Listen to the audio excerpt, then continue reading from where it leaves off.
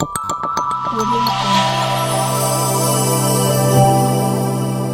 Jungle. السلام علیکم دوستانو، زه مت الله سالار او تاسو ګورئ پښتو نیوز. نن مې تاسو ته ډېر مهم او تازه خبر راوړی دی. طالبانو امریکا ته ویلي چې د هغوی غوښتنه نه منو. هغوی دا ویلي چې خپلې فیصلې په خپله کوو، نه د بل چا په وینا. امریکا غوښتل چې طالبان یو څه شرطونه ومني، خو طالبانو وویل چې موږ به د چا فشار نه منو. طالبانو دا هم ویلي چې افغانستان زموږ وطن دی، موږ به خپلې فیصلې په خپله باندې کوو. یو شمېر خلک وایي چې د طالبانو ښه فیصله وکړه، خو نور وایي چې دا پرېکړه د خطر خبره ده. نو ګرانو کتونکو، تاسو د دې په اړه څه فکر کوئ؟ خپل نظرونه راسره په کمنټ کې ضرور شریک کړئ. او که تاسو زموږ چینل پښتو نیوز تر اوسه پورې نه وي سبسکرایب کړی، نو مهرباني وکړئ زموږ چینل در سره سبسکرایب کړئ. تر بلې ویډیو پورې د لوی الله په امان.